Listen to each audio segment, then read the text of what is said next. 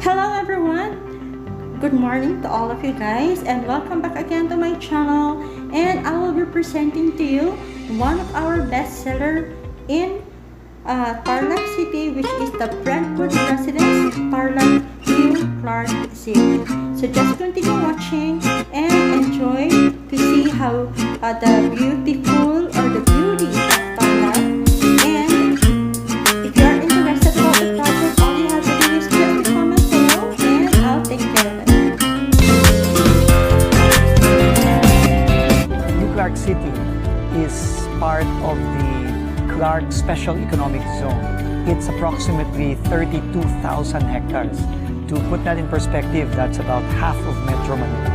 And New Clark City is the next frontier of development in this area. There really needs to be a redirection in how we plan and how we develop these cities. The main mandate of BCDA was really to try and convert the former US bases into new centers of growth. And in particular, Clark was really envisioned to become a new city, a major metropolis of the country. With the help of the Asian Development Bank, who was critical, especially in the first phase of New Clark City, we can really build a greenfield metropolis that is well planned and that will be truly green, smart, and disaster resilient, but at the same time also very inclusive. And it was done with such transparency and openness that it is really a model PPP. Clark's strategic location and connectivity infrastructure makes it a viable, if not better, alternative to Metro Manila's traffic congestion. And this is expected to happen in the new Clark City, a new economic center north of the capital.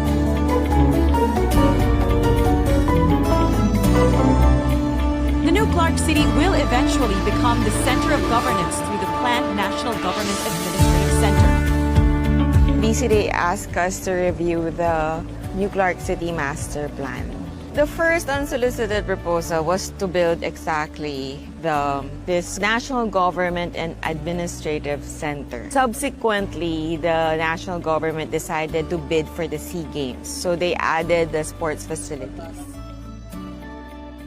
After that, we had to help BCDA for the procurement of the water and wastewater PPP and the power distribution PPP.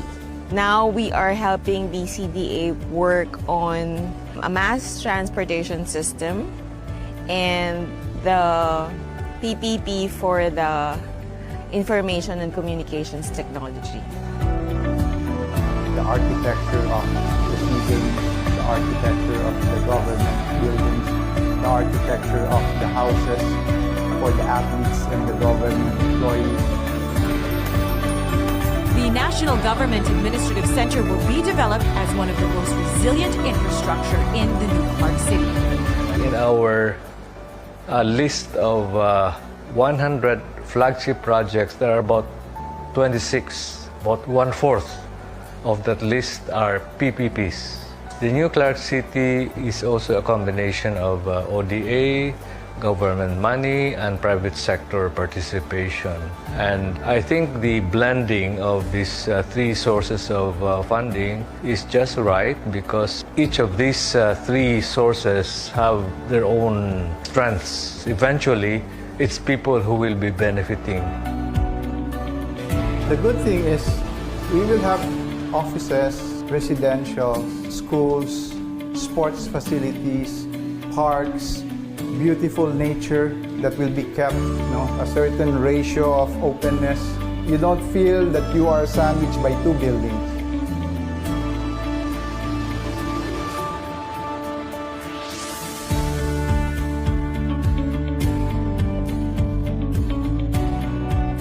The infrastructure needs of Asian and Pacific amount to over 1.7 trillion US dollar.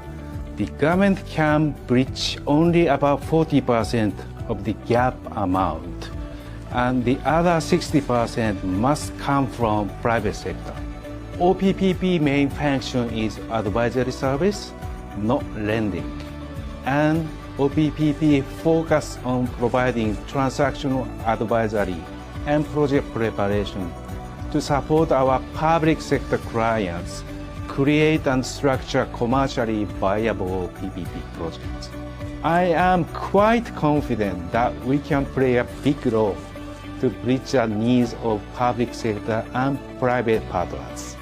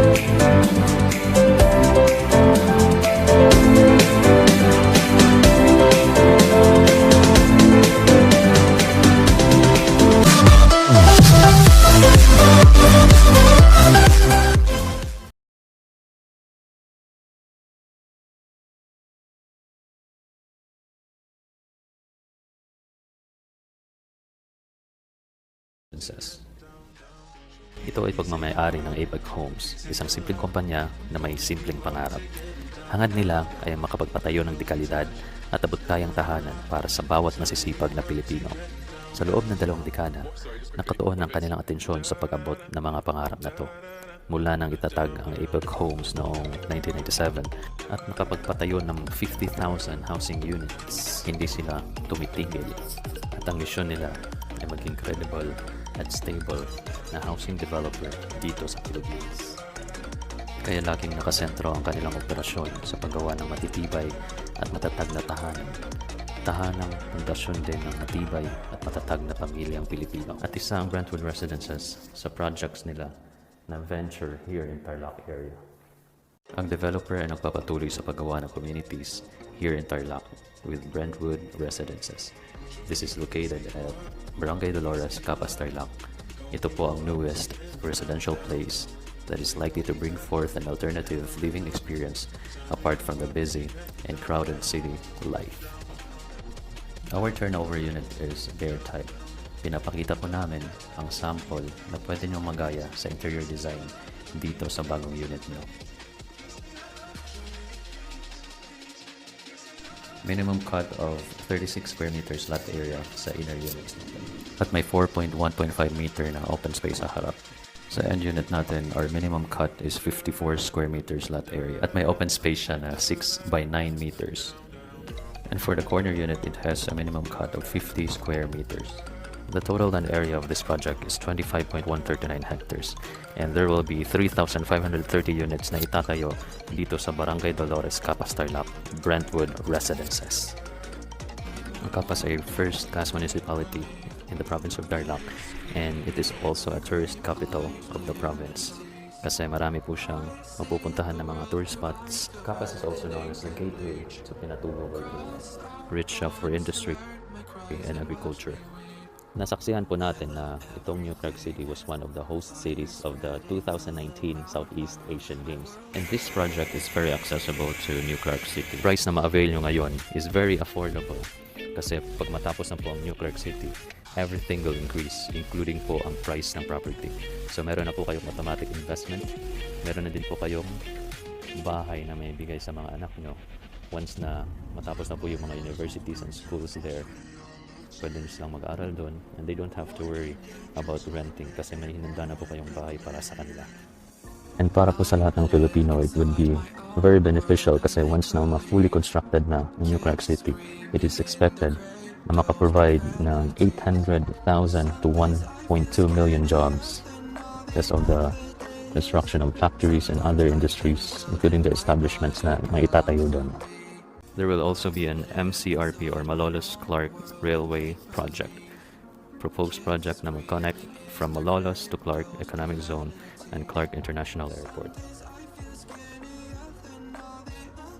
Kanino mo man bibili ng property na to, panigurado, special siya sa buhay mo. Kung balak mo naman for investment, posible po ito. Kasi ang daloy ng cash ay ang netong kita mula sa isang pamumuhunan sa real estate pagkatapos magawa ang mga pagbabayad, ang mortgage at mga gastos sa pagpapatakbo. Ang isang pangunahing benepisyo na pamumuhunan sa real estate ay ang kakayahang makabuo ng cash flow. Sa maraming sitwasyon, ang daloy ng cash ay nagpapalakas lamang sa paglipas ng panahon habang binabayaran mo ang iyong mortgage at buuin ang iyong equity. Given with the features and amenities, very safe, very comfortable, and you can improve your healthy aspect of living in this community. Every journey starts at home.